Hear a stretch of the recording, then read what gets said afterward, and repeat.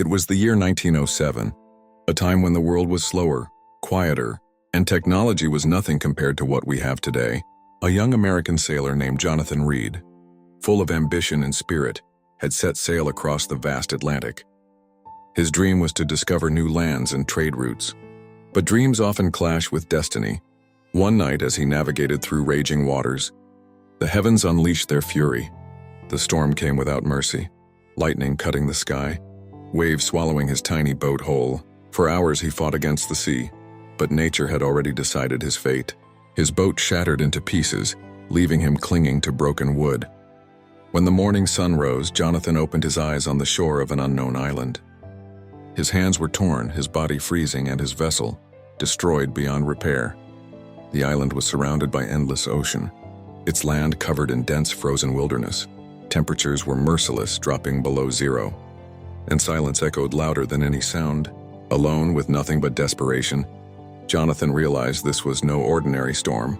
It was the beginning of a fight for survival that would stretch far beyond what any man could endure.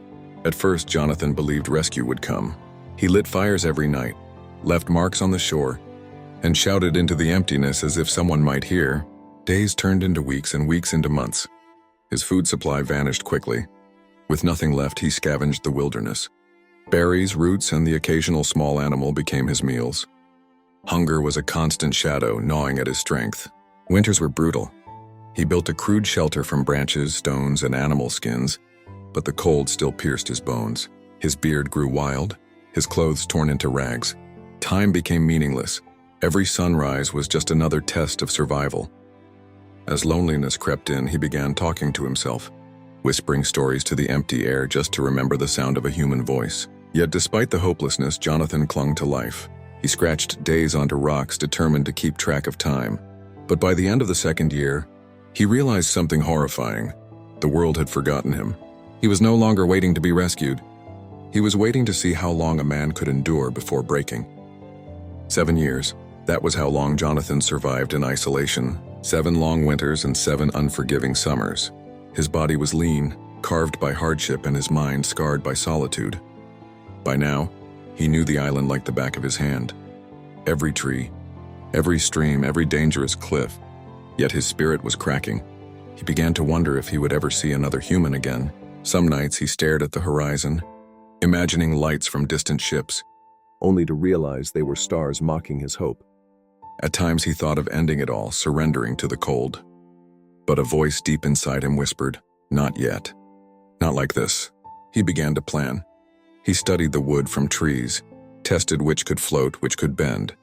His hands blistered as he carved, his nights spent dreaming of sails and open seas. Jonathan was no longer just surviving. He was preparing. The thought of dying on this frozen island became unbearable. If he was going to leave this world, it would be on his own terms, by challenging the ocean once again. After years of despair, Jonathan gathered every ounce of strength to build what seemed impossible, a boat. It was crude, fragile, and held together by ropes of twisted vines and wooden planks sharpened into makeshift oars. It wasn't the majestic vessel he once commanded.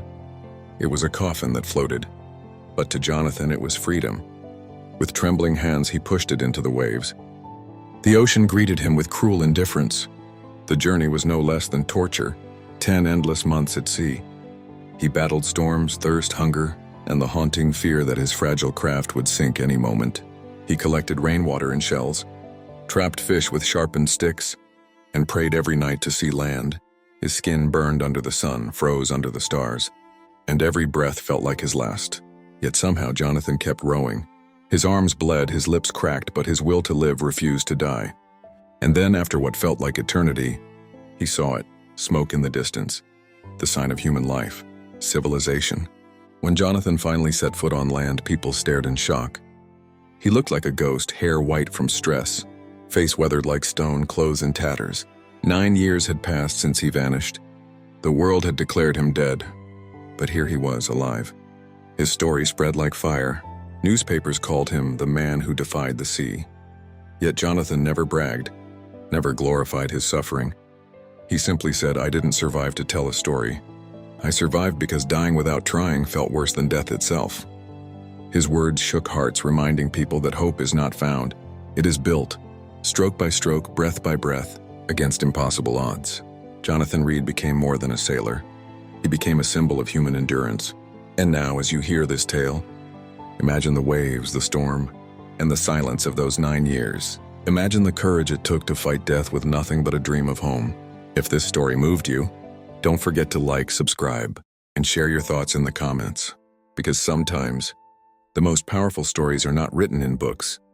They're hidden in the scars of those who refuse to give up